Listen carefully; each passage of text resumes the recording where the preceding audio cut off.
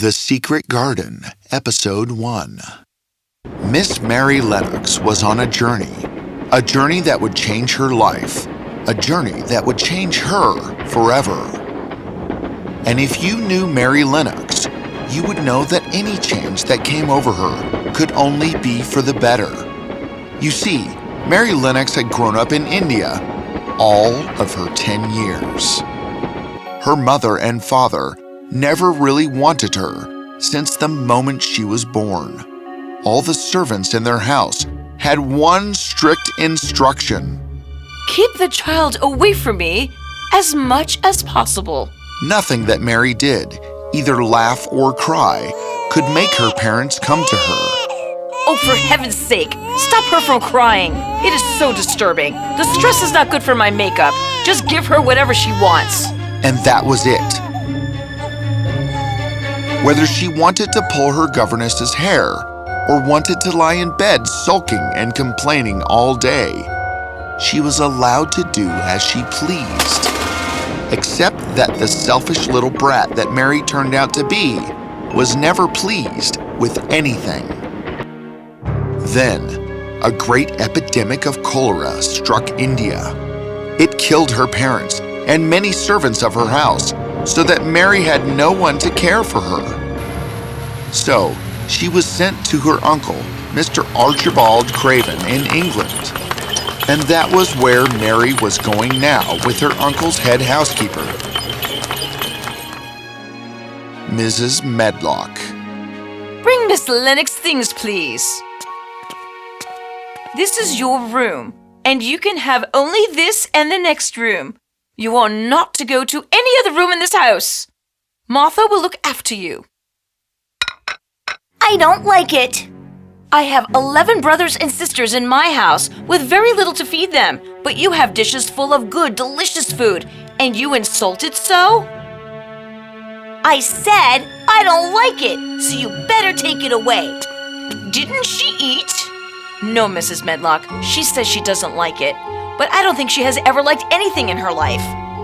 No wonder then that she looks so frail and weak, and I'm sure she has never smiled in her life. And this house can never make anyone smile. God save the child. The house was called Misselthwaite Manor, a huge estate in Yorkshire with miles of gardens and orchards. The house itself had well over 100 rooms, but Mary was allowed to live only in 2 of them, and she was lonely. There was almost no one to talk to apart from Martha, and Mary had never liked or cared for anyone in her life. She would never try to make friends with someone. So Mary had to step outdoors in the beautiful gardens to amuse herself.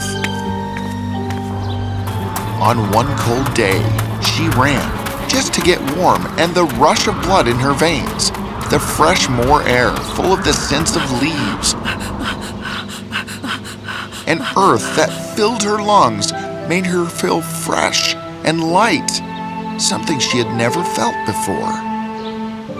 So she made up her mind to go outside and run every single day. The more she did it, the more she enjoyed it. One day, she came to a garden and saw an old gardener hard at work there. Who are you? I'm Mary Lennox. I was brought here from India. Who are you? Ha! Ben Weatherstaff. You look sour and sulky. Did they turn you out of there? How dare you speak to me like... Mary was about to fly into one of her tempers at this hateful man when suddenly she saw that man whistle a strange whistle, and then he stopped whistling and smiled. At something, she looked and saw the most amazing sight. Ah, you little ruffian. Where have you been? Spying about the moor, little fella. You talk to him? What is that bird? Oh, that bird is the robin. Look at him show off. Hee hee. This one knows all the secrets on the moor, he does. Robins are friendly, and I think this one has taken quite a fancy to you. Mary found the creature so sweet and so cute that for the first time in her life, she knew what it was like to actually like someone. She smiled, she laughed, and so, when she came back to the house, she felt less lonely. You look different today. You smile. Martha, the most amazing thing happened today. And Mary told Martha all about the beautiful robin. Martha listened with rapt interest. Really, Martha? I never thought I could be friends with a bird. Talking to the robin felt like talking to a real person. Ah, then you should like meeting my brother Dickon. Dickon? Ah, Dickon is always outdoors, looking out for animals and birds. He has saved so many young creatures whose mothers have died. He has a crow we call Soot, 2 squirrels, and a fox for pets. Mother even believes that animals and birds come to him and share with him their secrets. Really? Even your mother believes in things like that? Oh, my mother is the wisest woman there ever was in Yorkshire. I would like to see Dickon, and your mother too. You know what? I can tell her about you. And I'm sure if she asks Mrs. Medlock, she won't mind my mother visiting you. Now Mary had 2 excitements in her life.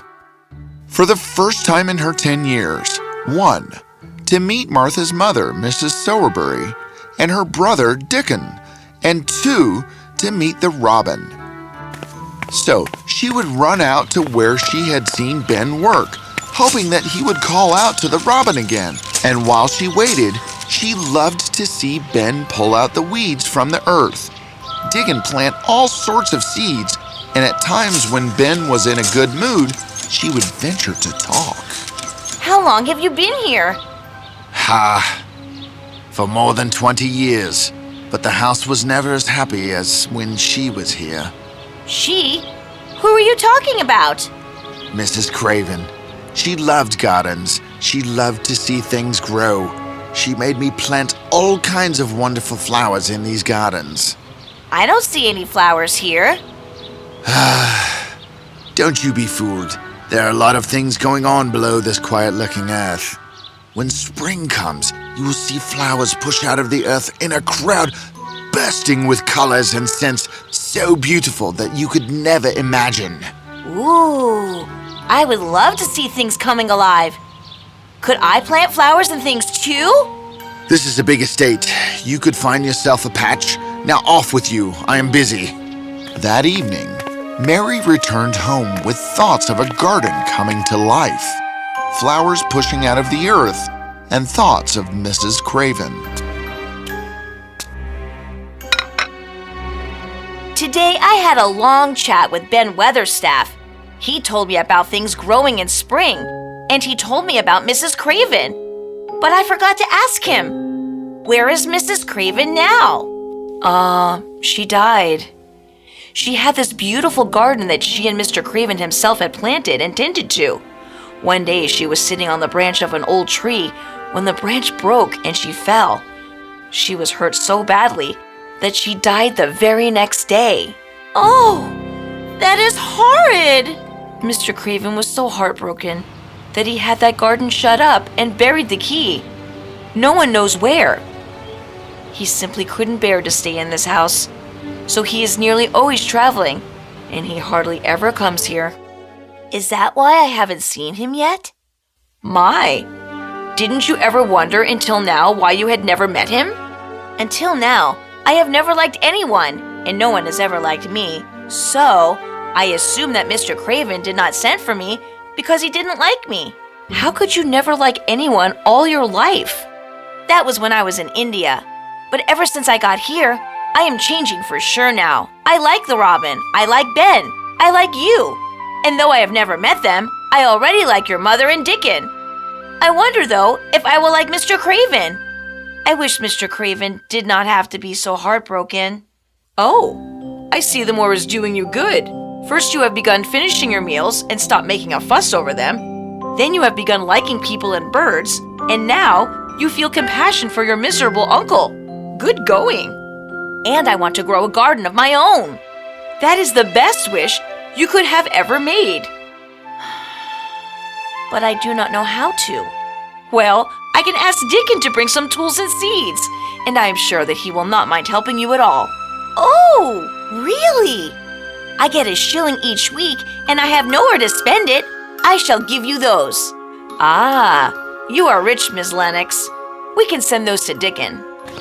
Mary couldn't wait to meet Dickon, get the seeds and tools from him, and start planting them. She started looking for a good place to start. One day, she was walking in the gardens when she came to a wall that had no door in it. Try as she might, she could not find a door. She wondered what was this place that was surrounded by a wall which had no door. Suddenly, something came fluttering by and perched itself on her shoulder. It was the robin. You, hey! Hey! The robin flew right over the wall and perched on a tree on the other side. That gave Mary a big, exciting, amazing idea. The garden which has been shut up for 10 years. The secret garden. There are trees behind that wall. So is that what the wall surrounds? Does the robin live in the secret garden? As if sensing the question raging in Mary's heart, the robin flew up to her and then flew past her. Mary ran to follow him. What are you looking for, little one? Do you want something in there? Let me try and fetch it for you. A key! The key! To the secret garden! But where is the secret garden? Where is the door for the key? Oh, tell me, dear, dear Robin, please, please take me to it. So, like magic, the robin flew again and led her to a part of the wall. I had no idea that all that ivy is loose. Here it is. Here it is. The door. The door.